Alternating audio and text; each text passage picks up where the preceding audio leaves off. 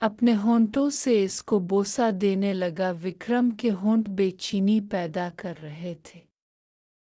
शराब भी अपना असर दिखा रही थी और हुमा आहिस्ता आहिस्ता इस बूढ़े मगर बहुत अमीर विक्रम के हाथों का खिलौना बुनती जा रही थी। ओ करम आहिस्ता से हुमा के कान में बोला।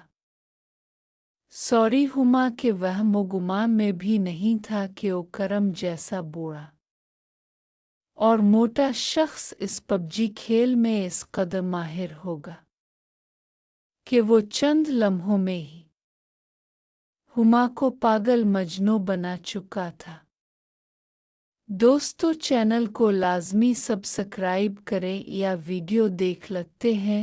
चैनल सब्सक्राइब नहीं करते। ओ करम टेबल पर रखी हुई शराब की बोतल की तरफ बढ़ा। हुमा अपनी मंजिल को पहुंचने के बाद आंखें बंद करके काउच पर पड़ी हुई सांसें ले रही थी, निढाल होकर, मगर उसके अंदर की भूख खत्म नहीं हुई थी, बल्कि और भी बढ़ गई हुई थी।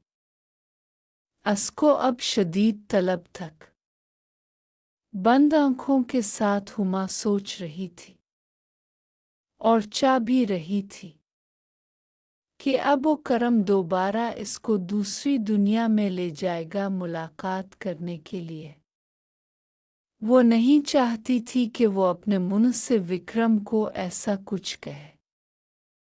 इतने में इसे विक्रम की आवाज सुनाई दी। विक्रम, शुक्रिया डॉक्टर। हाँ, आपके ताउन करने का शुक्रिया।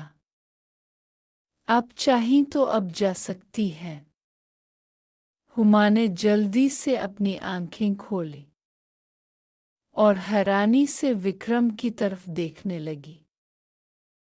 इसे हैरत हो रही थी कि कैसे वो इसे इस हालत में छोड़ सकता है, इस तरह भूखा। मगर विक्रम ने इसे मुस्कुरा कर एक बार देखा और कमरे से बाहर की तरफ निकल गया।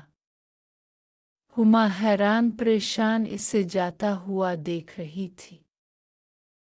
इसे जैसे अपनी बेइज्जती महसूस हो रही थी। विक्रम ने इसके हसन की तौहीन की थी। इसे इस तरह भूखा छोड़कर चला गया था। हुमा को कुछ समझ नहीं आ रही थी। कुछ ही देर के बाद वो अपनी जगह से उठी।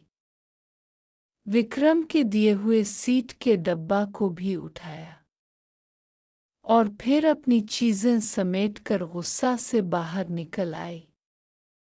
गेट पर वही दोनों गार्ड मौजूद थे।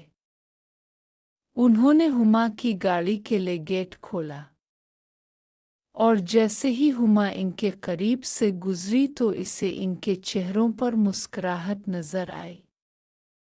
हुमा गुस्से और बेबसी की कैफियत के साथ वहां से निकल गई। इसकी इस कदर बेकदरी और बेइज्जती आज तक किसी ने नहीं की थी। इसे रह रह कर यही ख्याल आ रहा था कि विक्रम ने आखिर इससे गेम क्यों नहीं खेली। हुमा को नहीं पता चला कि वो कब और कैसे घर पहुंची। बेबसी, बेकरारी, बेचैनी और गुस्सा की कैफियत थी, जो सब की सब एक साथ इस पर हावी थी। इसे समझ नहीं आ रही थी कि आखिर ये सब किया हुआ कैसे। एक आदमी इस जैसी खूबसूरत लड़की को जाने का कैसे कह सकता है। अब वो अपने बेडरूम में शीशे के सामने खड़ी थी और सोच रही थी कि मुझ में ऐसी कौन सी कमी है, मेरे हसन में क्या कशिश कम हो गई है। यही सवाल बार बार उसके दिमाग में गूंज रहा था कि विक्रम ने अपने घर से मुझे क्यों निकाला। आखिर क्यों निकाला मुझे? कोई तो बताए मुझे। मगर उसके इस सवाल का जवाब देने वाला कोई नहीं था। इस कैफियत में एक अजीब बात यह हो रही थी कि गेम खेलने की तलब के वक्त इसका ज़हन अपने शौहर अनवर की तरफ नहीं, बल्कि डॉक्टर ज़मान, रशीद और यासिर की तरफ जा रहा था कि काश उनमें से कोई होता जो इस वक्त उसके साथ गेम खेलता। वो नहाकर बाहर निकल आई। चंद दिन बाद हुमा शॉपिंग के लिए निकली। एक बड़े मॉल में अभी वो दाखिल ही हुई थी कि इसका फ़ोन बज उठा। हुमा ने अपने बैग से अपना फ़ोन निकाल कर देखा तो आसर का फ़ोन था। हुमा, हेलो, कैसे हैं यासिर भाई? यासर, मैं ठीक हूँ माई डार्लिंग भाभी जी, बस आपसे मिलने को दिल चाह रहा था। हुमा मुस्कुराई। अच्छा जी, मगर वो क्यों जी? यासिर, बस बहुत दिन हो गए हैं न आपसे मिले हुए, तो इसलिए ये दिल मचल उठा आज। हुमा खंगिनती हुई आवाज में हंसी। दिल मचल उठाया कुछ और आसर बहाय हाय हाय हा, सब तो पता है आपको। भला अब आपसे ज्यादा अरसा दूर नहीं रहा जाता ना। वैसे हैं कहाँ पर आप अभी? हुमा, मैं डीलक्स मॉल में हूँ शॉपिंग के लिए। आसर, ओह वाओ, मैं भी डीलक्स के करीब ही हूँ, बस अभी आपके पास पहुँचता हूँ, फिर मिलकर शॉपिंग करेंगे। हुमा मुस्कुराई। देख ले यासिर, फिर बिल भी आपको ही पे करना पड़ेगा। आसर, कर देंगे मेरी जान, आपके लिए तो जान भी हाजिर है। हुमा मुस्कुराई।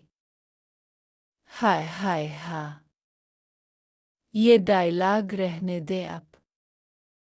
आपको भी पता है कि मुझे आपकी जान नहीं, कुछ और चाहिए। आसर, हा हा हा हा हा हा, सब कुछ मिलेगा, बस मैं आया अभी।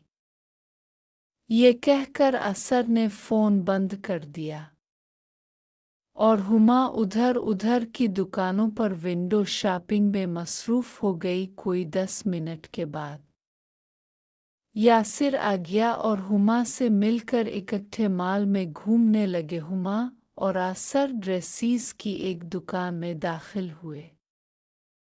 सुबह के वक्त कोई रश नहीं था मॉल में। यही हाल इस दुकान का भी था, बिल्कुल खाली थी।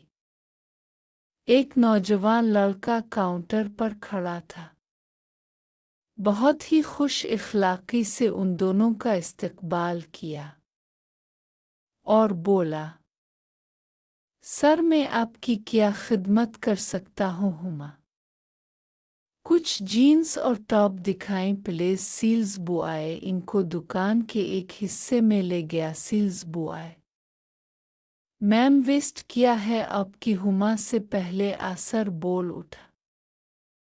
चेक कर लें आप खुद ही। हुमा ने घोर कर इसे देखा और फिर मुस्करा कर बोली, 28। सेल्स बॉय भी मुस्करा दिया और अलमारी में से जीन्स निकालकर इनके सामने रखने लगा।